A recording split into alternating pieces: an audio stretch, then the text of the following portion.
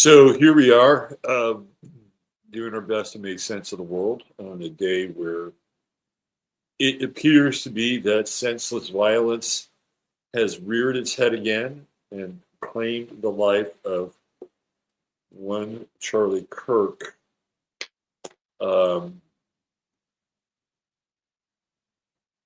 and just a day before 9/11 and the ritual sacrifice of 9/11, and how fitting it is in a lot of ways that this happened. Uh, what happened? Well, that's up for debate to some degree, discussion clearly.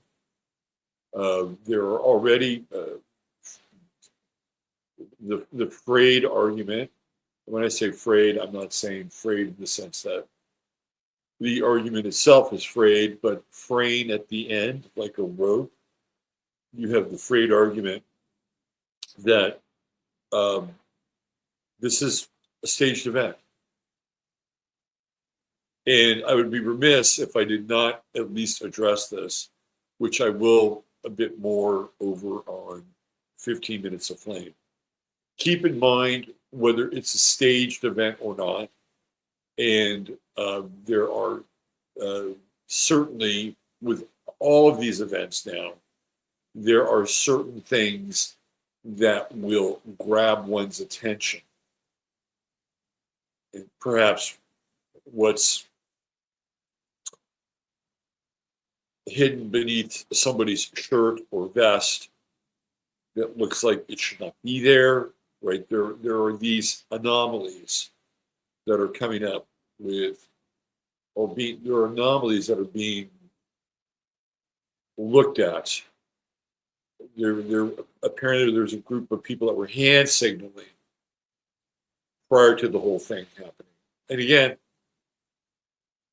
I need to put it out there and put it on the table, because that's what we do.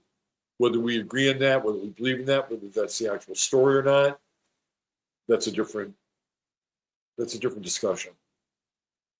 But by at least putting it on the table, we're airing it out and addressing it. And I'll get into more of that over on 15 and why I think pulling something like that off would be difficult. And even if they did pull it off, and there was a lot of staging and planning. And I'm not just talking about the Hollywood special effects that would go into something like that. It's the life that Charlie Kirk built, right? One that includes a wife and 2 children. And if you want to create a Manchurian Candidate central casting character, you would want them to have those kinds of things, right? You wouldn't want, like, Nick Fuentes doesn't have any wife or kids. And so Nick Fuentes getting assassinated, well, that would be horrible in and of itself, just as it's horrible in this case, because whether or not you believe it's real, and I lean into real on this, by the way, and I'll tell it. I just need to put it on the table, because we're at that 29th degree of Pisces. What is real? Right? It is. This is the most excruciating astrology I have seen since we've been. Since you have to go back to the early 2010s, when there were all these hard squares to the outer planets: Saturn, Jupiter, Pluto, Uranus. That period around 2011 to 2013. Those outer planets were doing those hard squares. Man, that was a brutal time. Absolutely brutal time. It's when the whole pedophilia thing started to come out. It's when Neptune goes into Pisces. It's when Uranus goes into Aries. Winds up, speeds up, starts to square with Pluto. We've got Saturn in Libra, and Jupiter, of all places, in Cancer, which is where it was during that time. So we're starting to go back to that early 2010s period. Clearly, Jupiter is taking us back there because of the its presence in Cancer, which makes all of these things so much bigger, right? And what we saw as a nation yesterday, wherever you lean in on this event, what we saw as a nation yesterday and how some of us handled it was appalling. Absolutely appalling. And I think it's really ironic that one of Charlie Kirk's greatest debate enemies, the guy who cut his teeth on bringing the big stick to TPUSA debates and meetings, is Nick Fuentes. That's how he got on the map. He got on the map by taking on Charlie Kirk. We'll talk more about this over on 15 minutes. But when you look at how Fuentes, who was no fan of Charlie Kirk, he thought Charlie was really, really soft on Israel, on the whole AIPAC thing, on the whole JQ thing. And he and Nick had some spirited back and forth around this. But when you, and we'll play what Nick Fuentes has to say on 15. When you look at one of his most bitter rivals and how he comported himself in terms of the gravitas and what it means to him, which is way more personal than what it means to a lot of us. He handled himself like a human. Meanwhile, I run across this guy who's running for Congress somewhere. He's got 7,000 followers.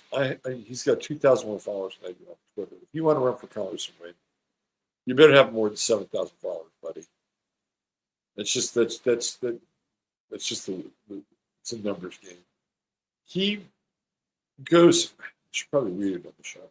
He goes through all the reasons why he's happy Charlie Kirk is dead. And this is just on Twitter alone. Apparently, when it was announced in Washington, the so-called left were doing jigs. And this is terrible. This is just absolutely terrible for our country. And it's not terrible because Charlie Kirk, he's gone. Right? You can have all of the rigged evidence that this thing is a psyop. He's never coming back. So clearly, I'm not opposed to pulling that lever on that fire alarm. But at the same time, it doesn't matter how loud the alarm is, you'll never see Charlie Kirk again. Right? This guy's gone. He's been expunged from any kind of influence moving forward.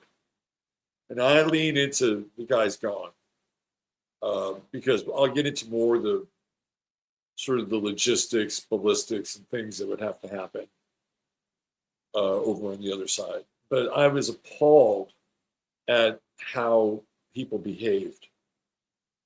You may not have liked his politics. You may not have believed in what he believed in. But the thing about Charlie Kirk is that he was always a gracious debater. He never went low. You know what I mean? Like you may not have agreed with his stance, but you could have said, well, he didn't go hard enough. Maybe that was the problem. But he never felt like he was going low on somebody. He would debate anyone. And he actually, and to that point, he had an ongoing long-standing contentious relation with Nick Fuentes. Did they like each other always? No, they didn't. Because Nick Fuentes made Charlie Kirk's life a living hell. If Nick Fuentes wasn't there, Charlie Kirk would just sort of, run the TPUSA straight conservative MAGA program without somebody coming in and critiquing it from the outside and saying, buddy, you're not America first enough. And I think that Kirk, while he probably would have not wanted to have to deal with Fuentes, he did, and he did in a very reasonable fashion. He never came out like Tucker and claimed that he was a weird little guy living, a weird little homosexual fed living in his parents' basement in Chicago. Like Charlie never went there because he understood that what Nick Fuentes is doing, whatever you think of Nick Fuentes, it's hard. It is hard. What Charlie Kirk, again, whatever you think of Charlie Kirk, that's hard. To be able to go in front of a group of people, unless you're, MK Ultra dot or something, you're just built for that. To go in front of a group of people, to deal with their animus, and to one by one deal with these very pressing questions about who decides what's right, moral, and real is not an easy thing to do. First of all, you have to have game. If you don't have game, you will be shut down. And Charlie Kirk had game. He was very good at the level that he was at in terms of bringing these questions. Whatever you think of TPUSA, they got donors that, again, we'll get into this as we go into 15 minutes. They got a donor list that takes you right back to October 7th. We'll just use those words, okay? I got my wrong glasses on. No wonder I can't read shit. Got my distance glasses. Let me get my Gucci's on. I can see much better. I'm starting to feel like that guy Bricktop in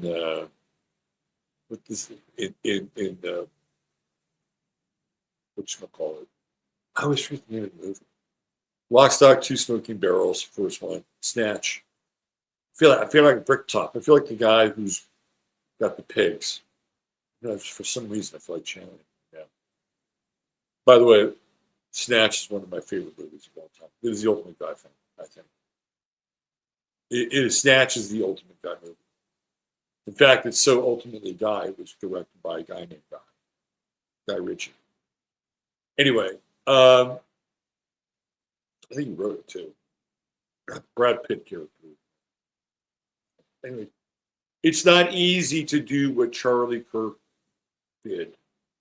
It's not easy to do what Nick Fuentes does at that level because the level of discourse now is so sharp. Like if you have any, dents in your Kevlar, you're going to be found out because the level of scrutiny and speech, at least for now, I'm not sure how long it's going to hold. We're still in the post Charlie Kirk era. There's going to be CK, PCK, and pre-CK and post-CK. Post-CK, right? It's kind of, we're in the post-CK. And it's just so fitting. I do believe today is the day that is the real birthday of physical Jesus, Sananda, Yeshua. Today is the day, 9/11, born under the sign of the Virgin, right? The virgin birth. Today is the day. And so we have, and Saturn's at 29 degrees.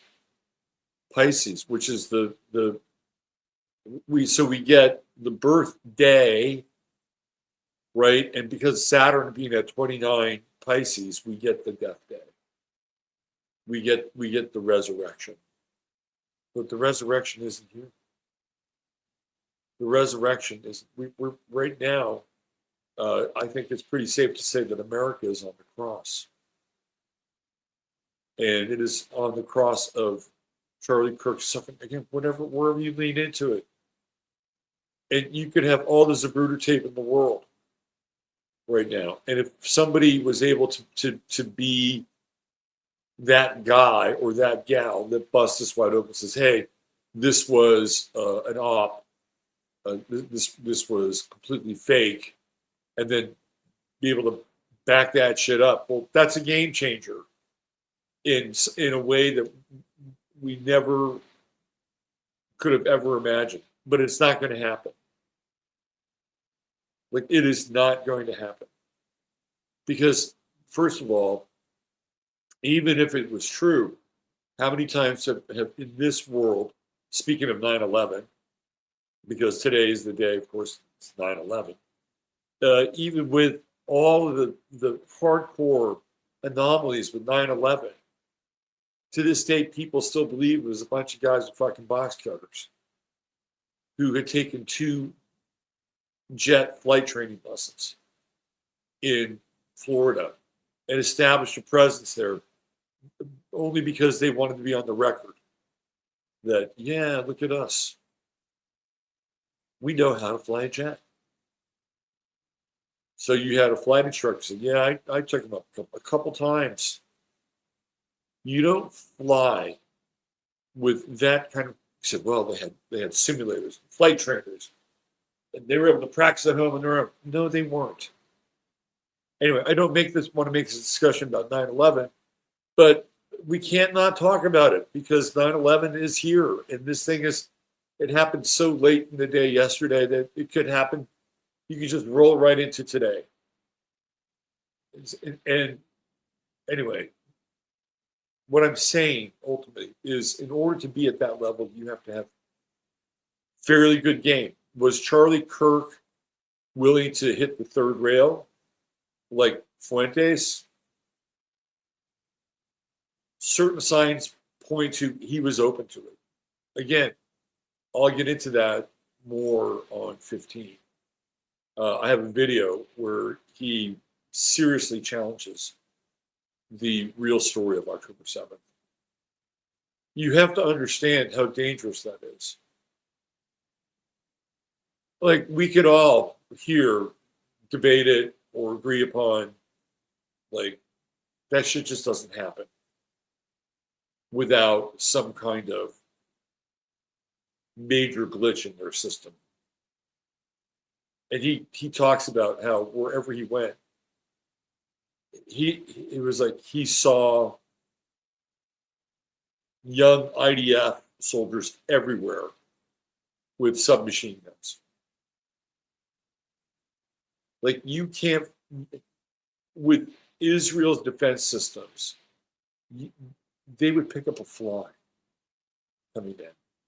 And for whatever reason, probably the same reason that we're supposed to believe that Epstein was killed, it's the same kind of rationalization. Well, this happened at this time, and this happened, and this person fell asleep, and these systems got shut down. I mean, it's kind of Epstein all over again when you look at October 7th. I'm serious. The two events are not that unequal. So he was willing to question that. He did question it. And again, we'll get into more of that on the other show because it definitely bears worth. But he's gone. He's not coming back. We're never going to see this guy again. And the one thing about Charlie Kirk that I was not a huge fan, just to be on the record. But I also understood what he was doing, and I also understood that he was making. Like, there's a lot of money being Charlie Kirk. TPUSA takes in a ton of money, right? A ton of money. So there is a bit of the gravy train, and Charlie would get paid for speaking, and why not? whether you fully agree with whatever it is that he was talking about. Usually it was more on the safe side of right rhetoric.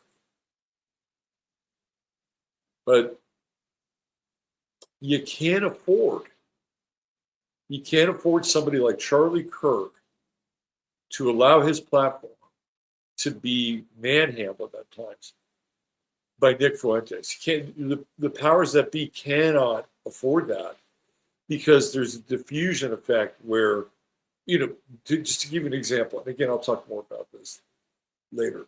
The Groypers are not just online, they get dispatched.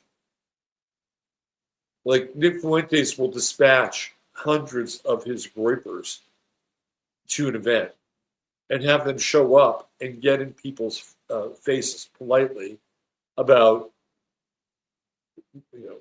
who the real arch villain is. So when there would be these TPUSA events, it wouldn't just be Fuentes showing up from time to time, but it would be the Groypers, and they would be the ones with the questions for Kirk. So he was having to debate not just questions coming from the far left and what gives you the right to have a judgment about trans people. He was also getting it from the far right. And hey, buddy, when are you going to wake up even more? When are you going to get your prescription of red pills refilled? So he had to debate that as well. And Charlie always took a pretty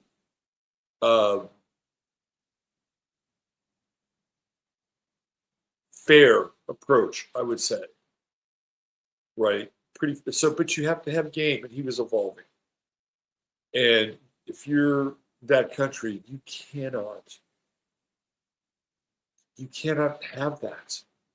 You cannot have the level and the volume of people who follow Charlie Kirk to somehow have a spark or an ember from, the burning fire down the road, which is the further right, catch on. You can't have it. And again, I'll speak more about this. But this gets us into that Saturn 29 Pisces territory, right? The sacrificial moment. This is Saturn Pisces 29 is it, man. It's Jesus on the cross. Whatever you believe in, like that is the metaphorical, mythopoetic moment of Saturn 29 Pisces. It is the degree that is between worlds. Funny, apparently Barron Trump, born on the 29th degree of Pisces, has not been seen at NYU for the last 6 months. Barron Trump is tapped out. I don't think college life is for Barron Trump. Why would it be? What does he need that he can't get from one of the richest men in the world? And also being around people who are very advanced thinkers. And he's around some advanced thinkers, people that you may not be aware of, which I might be, believe it or not. So here we are. We're on Jesus' birthday, Yeshua's birthday, the day that he was born of the Virgin, 9/11, and we are at Saturn 29 Pisces. So we have the birth and we have crucifixion. We have the Alpha, we have the Omega. This is a very curious point in time. And it seems darkly auspicious. Darkly auspicious. I have to get on the record. And yesterday, when you do a show and touch into the energy of the day, people will send you texts every now and then. Boy, he called that. Man, you were right over the target. Did I know that Charlie Kirk was going to be unalived yesterday? Personally, no, I didn't. I guess what he's a Libra. Mars was crossing the sun.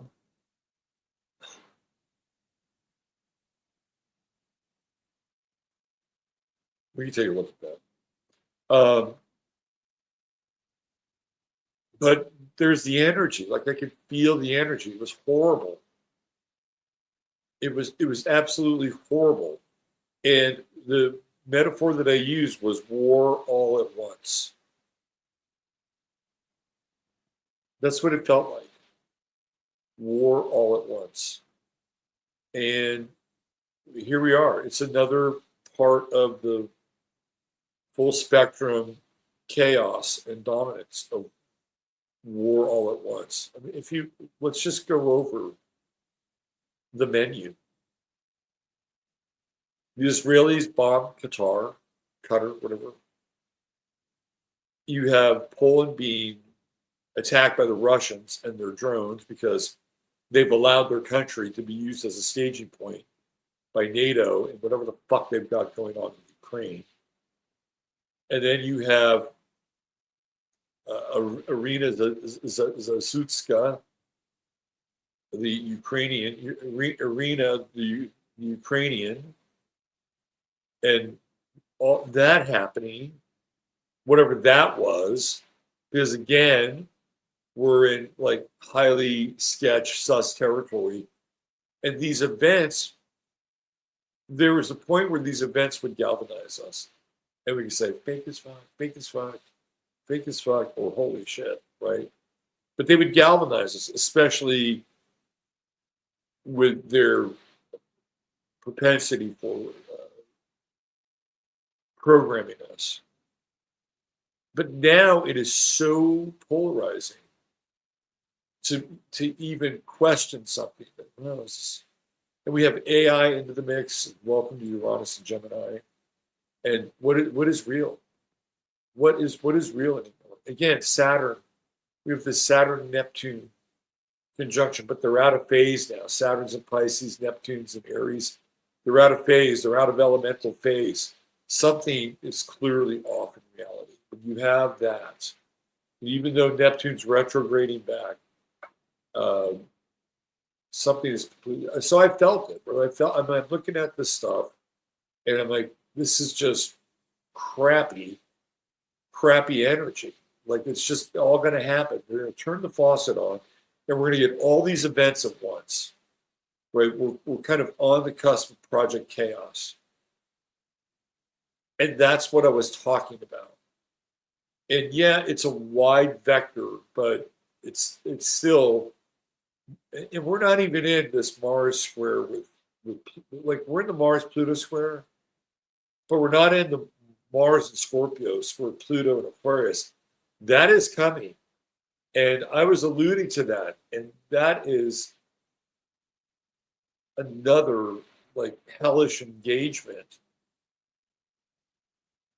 You know, I have had so many people come to me and text me or reach out to me in a very traditional, religious, spiritual sense that, that we have to pray, may the love of Jesus be. And these are people that some of them are in chat right now. Or, we'll watch this show. And these are very deeply traditional religious kinds of commentary and blessing that are showing up in my text. And it's like, yeah, I get it. I get why you would reach out in that direction because we're in that direction now. Think about this with the dispensationalists. Where do you think they run? And this comes off of a blood moon. And I want to apologize to David Rodriguez. I want to apologize to David Nino Rodriguez because I give him a hard time on Twitter. And he said, hey, sometimes things happen after blood moons. And my experience is that rarely. Like I remember just being caught up in that that blood moon cycle that Hagee was all off into, going from 2011 to 2012. We had all these blood moons back to back to back to back. And it was so, his blood moon theories on Jesus, the second coming, the rapture, they were so powerful in their world. I'm not saying in my world, that his blood moon book became a New York Times bestseller, that people were deeply looking for spiritual alignment during a very dark time. And when Barack Obama was president, it was a dark time. And I tracked that. I'm like, okay, I'm looking at it. The biblical narrative that he was putting on the table wasn't there. And so when you see that and you look at the blood moons, I'm like, okay, you went with this blood moon thing, you made a lot of money. But at the end of the day, it did not validate your theology. And so, I guess you could say a broken clock is right twice a day. But anyway, I want to apologize because I was hard on it. And yes, this does come off after the heels of a dark moon, a blood moon, an eclipse blood moon. And talk about the symbolic energy for the Hagee crowd. I mean, get ready. And we have another eclipse coming up right on the autumnal equinox. And everybody keeps talking about the 23rd, the 23rd, the 23rd. I've been hearing about the 23rd for the last 3 years. But this year, the 23rd is related to the 21st, which is the autumnal equinox. So when I saw what was happening yesterday, felt it. My last words were, keep your head on a swivel. And when you look at Charlie Kirk, and I pieced this together last night, when you look at Charlie Kirk in the footage and how his head literally spins and does a hard 90-degree angle to his left because of the placement of the shot, if we're in the shot discussion, we're currently in the shot discussion, it is like a head on a swivel. His head was like it was on a swivel. And it just hit me last night. Like, holy shit. His head was on a swivel. And, I don't purport to be anything, but I do know that I've been able for quite a while, even when I was young, like even when I was able to somehow summon Jerry West getting a broken, like having a knee problem. You've heard the story because my favorite scorer, Dave Bing, was about to be overtaken by him. And I'm like, did I cross that? Or is that just a coincidence? I wanted Jerry West to get hurt so he wouldn't overtake Dave Bing. True story. I'm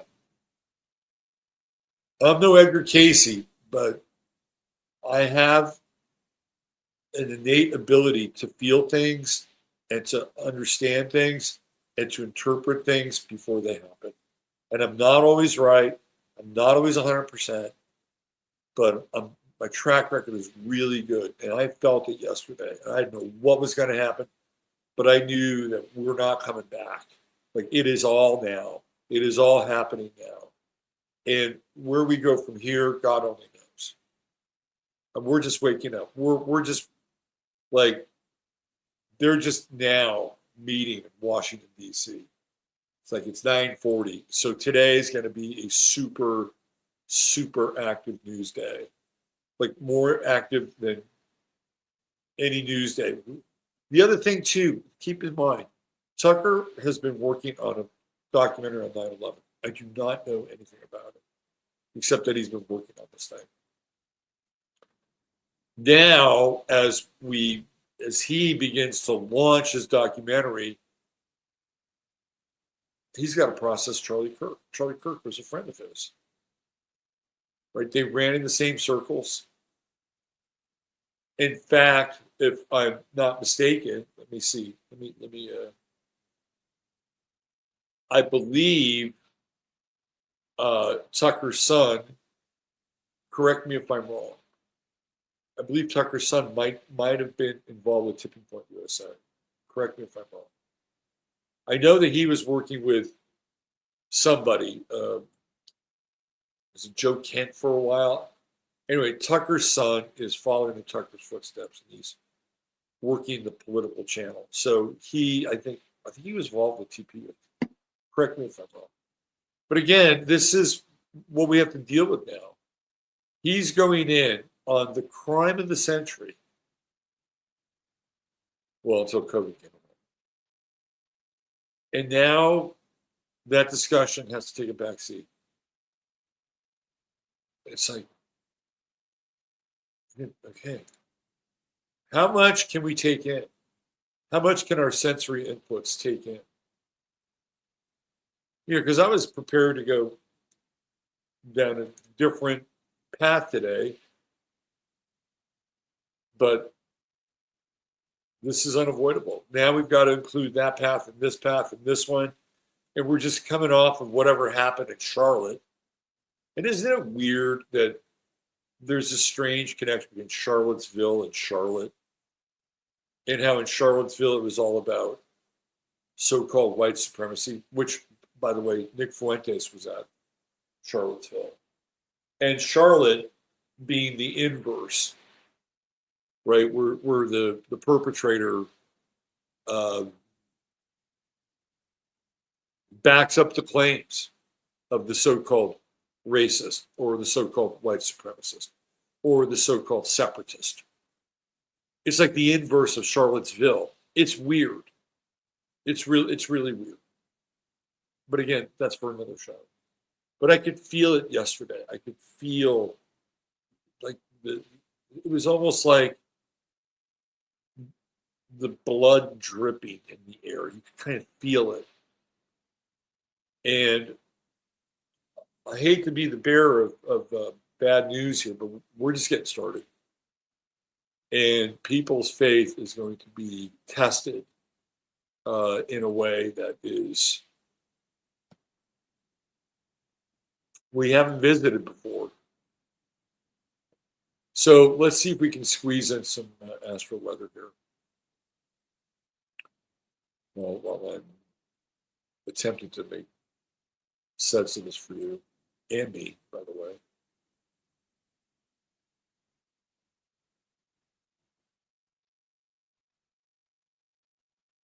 God, I have been having the song thing in my brain has been really, really on.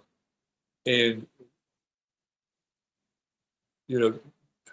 spirit, God, whatever you want to call our higher selves, our dimension, our connection with our higher selves. I get a lot of times through songs and the lyrics that pop into my brain. And, I've been on a bit of a Steely Dan jaggy lately. And Take Me Alive was one of the songs that was floating around in my head, which is about a sniper, an assassin, not Charlie Kirk. All right, here we go. This is the culprit, Mars. Mars and Libra, social justice. Remember, Jupiter squares makes everything bigger, much bigger. Traditional values, we talked about this yesterday. Jupiter in Cancer makes traditional values bigger. And now we have the clash of the Titans. And Mars has been there. Mars is still going to be there. And even more intense, Mars is coming in, and it's on the button almost. It's a 22, so it's 8 degrees away. We're in the zone. We're in the square zone with Pluto. And Mars is in the third decan, which puts it in the Gemini decan, which accentuates the split, the fragmentation. We are not one country. There was a time when people were respectful. They were respectful. And people would say, well, Charlie Kirk wasn't respectful of people with trans needs. I guess you could throw that into the stew.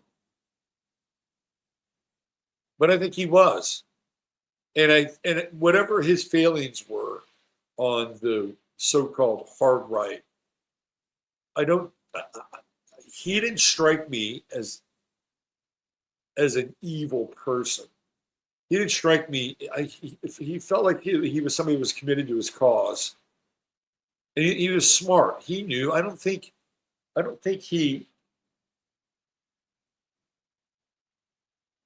It's one of these deals you do with the devil, right? It's the devil you know versus the devil you know. So he does the deal with the devil, and he'll put aside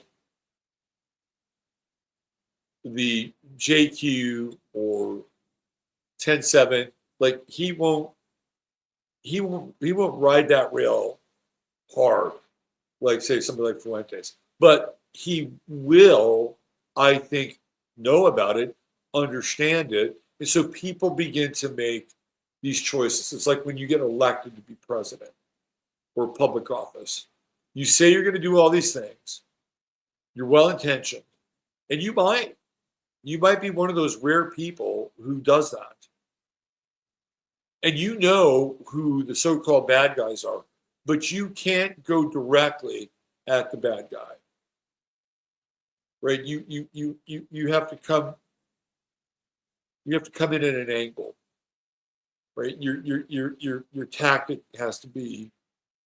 There's a word for it. I'm sorry, I'm supposed to know. So Charlie Kirk's big vision or big picture, like I think about Kennedy. Like we're in Kennedy territory. Kennedy's like, okay, I said I was going to do certain things, promised certain people certain things. Well, he fucked around with the wrong people and found out.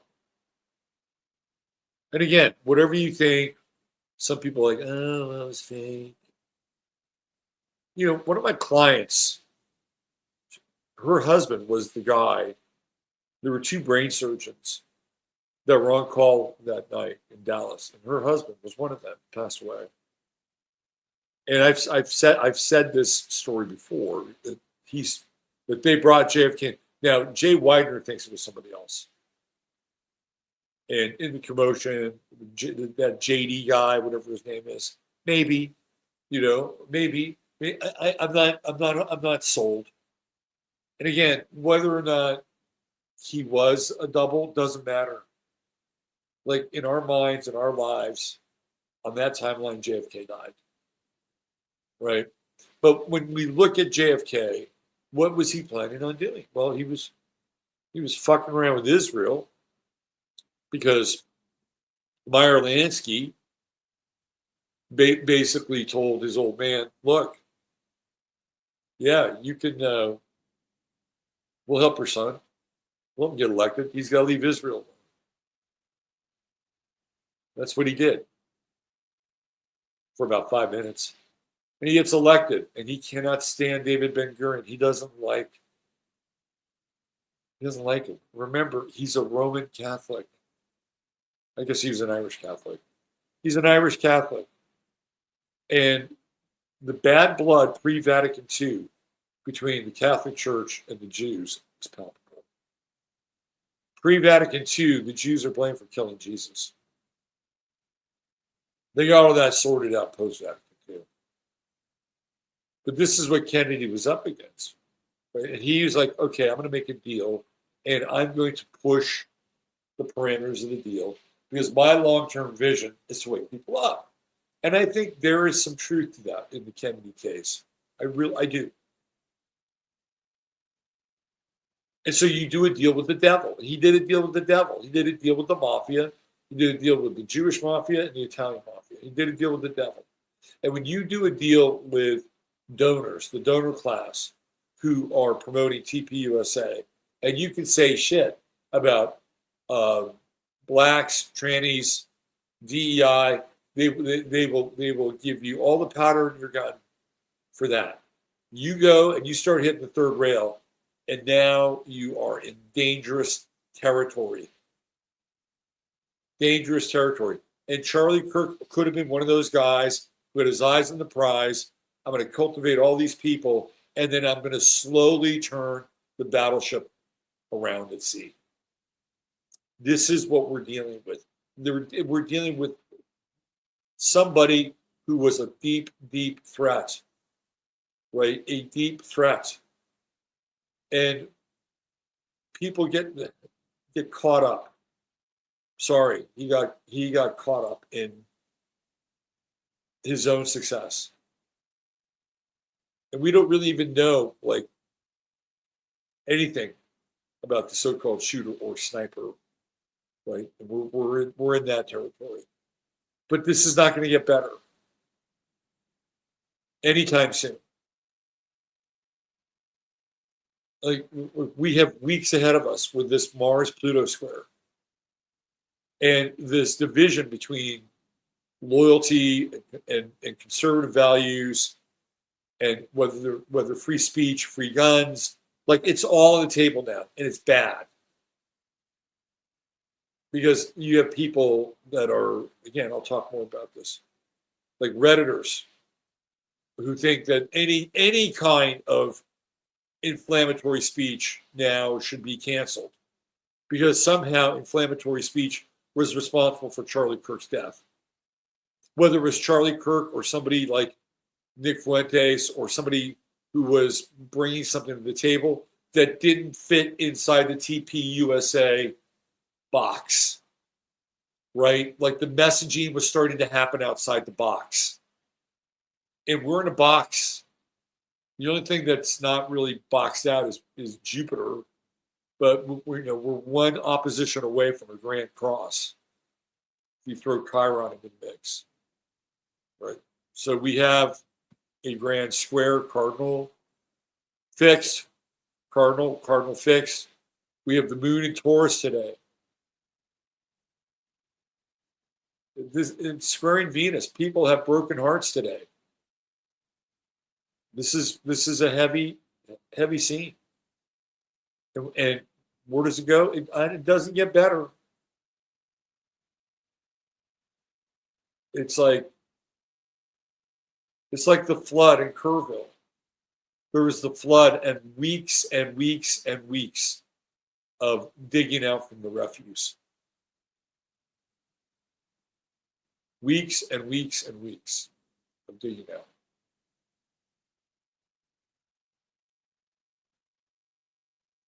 And this is the flood that just hit. So the moon in Taurus is a little more grounded,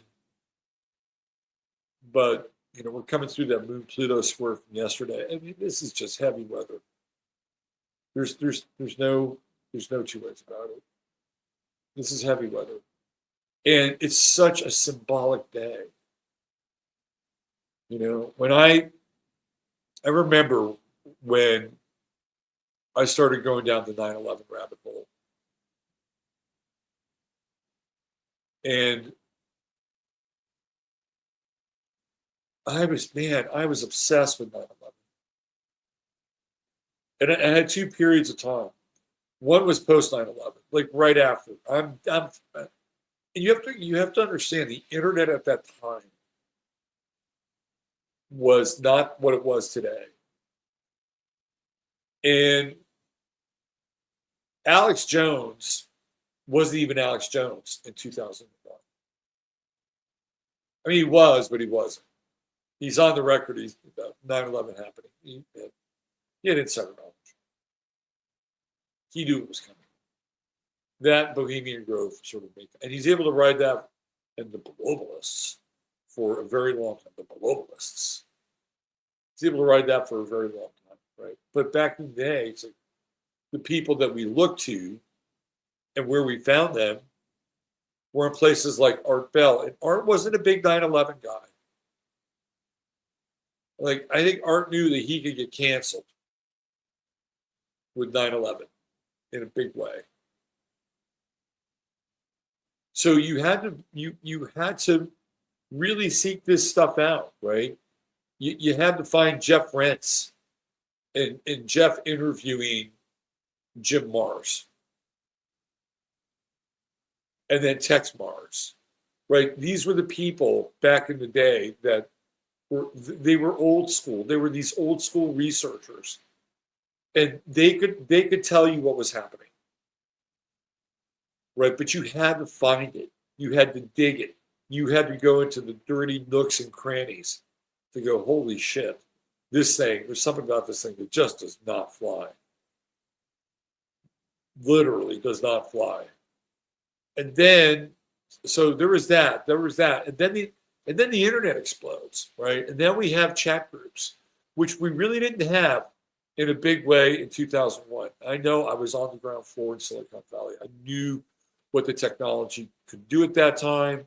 I was all about bringing like chat room technology into our music listening experience so that we could have listening parties. Like I saw things that we could do with the internet before people did that. And I'm not here to toot my horn. I'm just telling you. I can see it. Like we have all this bandwidth here. People want to engage. Let's engage. Napster comes along, and of course, what are they doing? They're engaging. They're not really message boarding, but they're certainly engaging. They're plundering each other's ripped collections. Anyway, but when 2008, 2009, 2010 roll around, the chat rooms are starting to pop. And I find this website, and it's called Let's Roll 9/11. And it was an incredible chat room. It was an incredible bulletin board chat room. And it was eventually hacked and taken down. And you can see things, and you can go down that 9/11 rabbit hole that you'll never be able to find again. And the victims, and who the victims really were, they had a doppelganger thing going on with the victims. Like there was so, it's like hollow towers, right? You're looking at hollow fucking towers.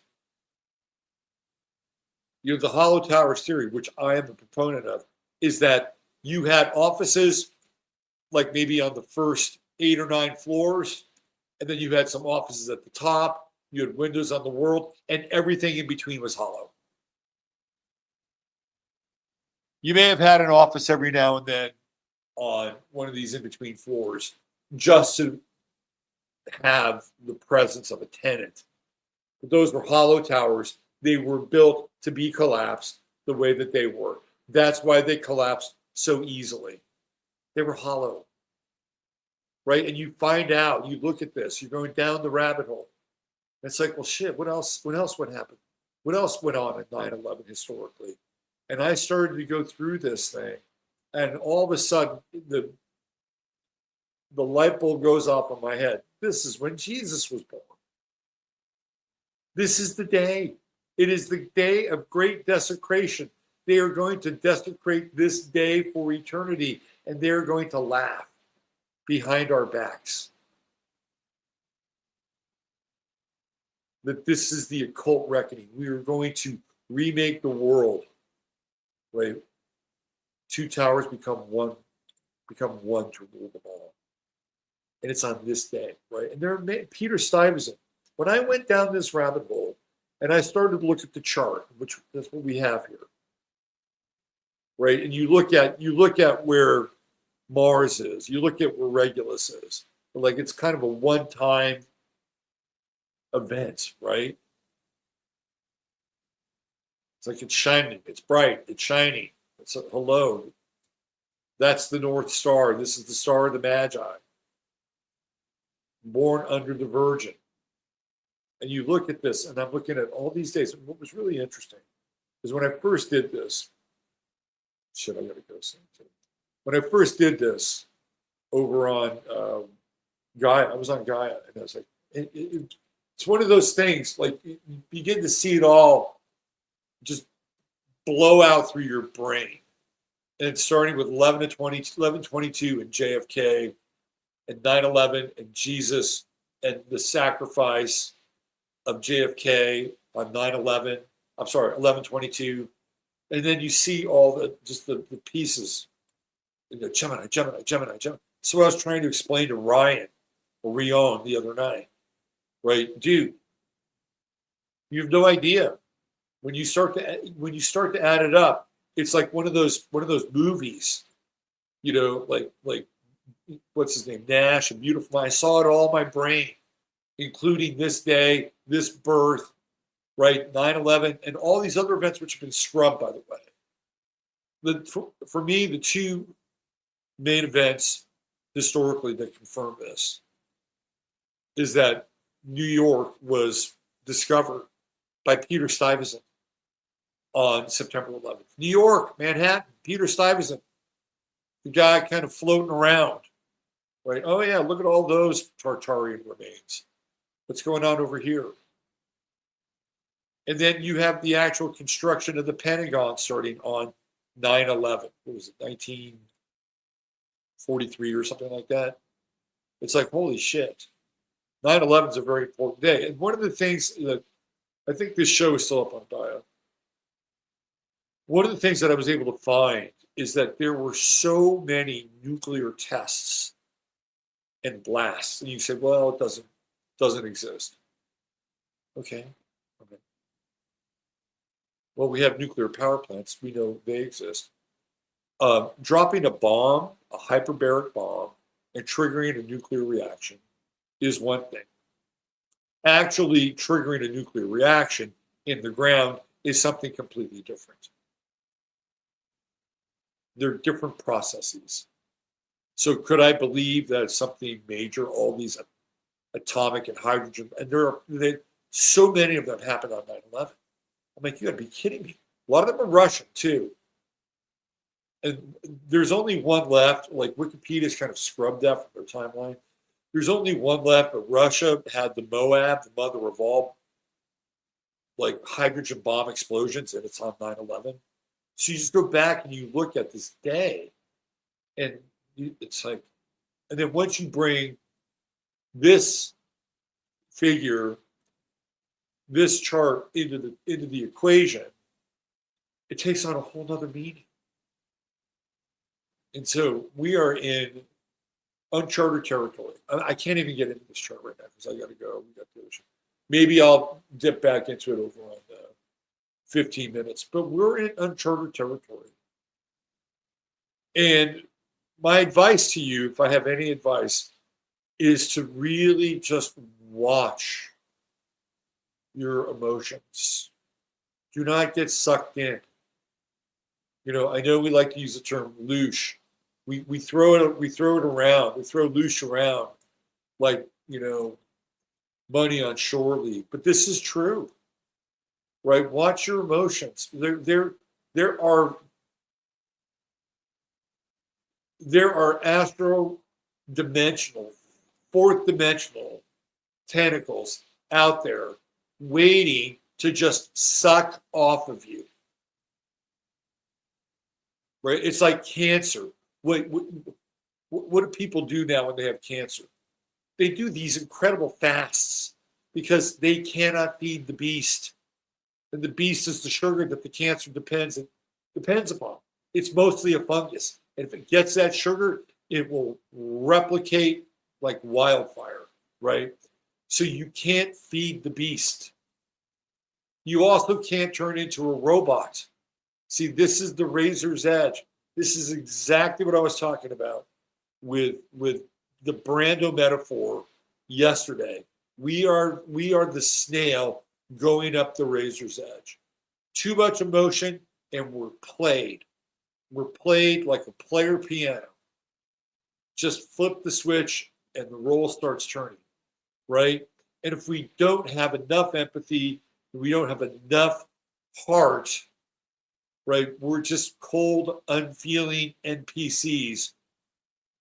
We're black pill extremists. And fuck it, I can't take it anymore. Burn it all down. That's not the right response either.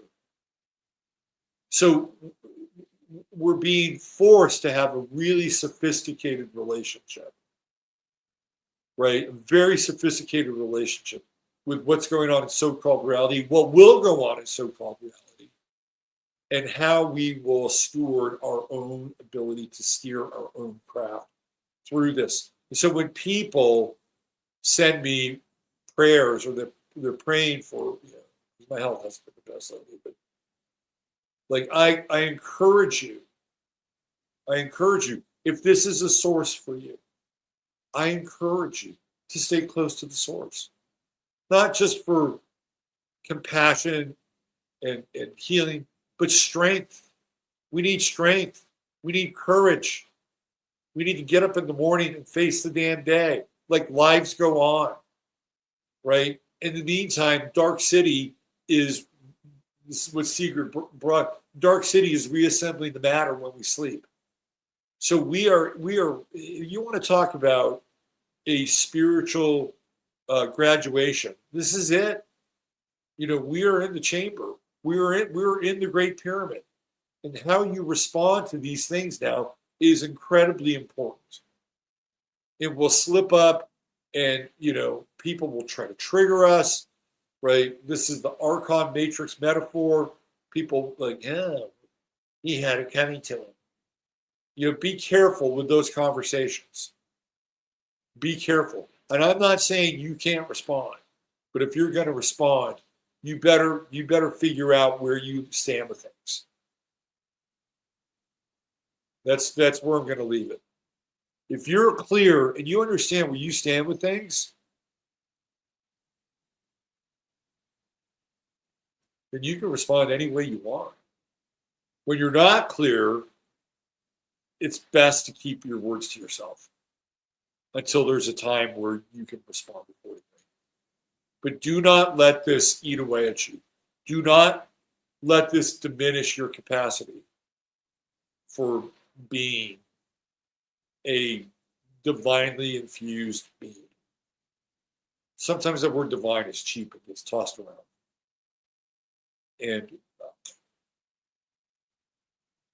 But this is it, boys and girls. This is graduation. This is where we need to step up. All the things that we believe in, all the things that we preach, all the things that we talk about. Well, now it's time to put them into practice, because the world is going to get even more difficult to navigate. We're just getting started. All right. I will see you over on 15. I'm sorry I didn't interact with you as much as I could via chat. I'd like to. Tomorrow, I'm working on getting a guest for the show. Some of you may be familiar with Bruce McDonald. So I think there's kind of a mutual admiration society, Bruce McDonald and myself developing. And he's going to be on a Friday show. I don't know what show he's going to be on. I'd love to have him on tomorrow if he's available. I think he'd be a perfect guest. So hang in there, stick with me, hit the like, subscribe, hang out with my channels. You guys are the real ones. I'm telling you, you're the real ones. But I know a lot of people will say that about their people, but you're the real ones, because you guys can handle. You can handle it. You can handle where we are. You know what I'm talking about. You know exactly what I'm talking about. It's all brought us here for this moment together. And more. All right.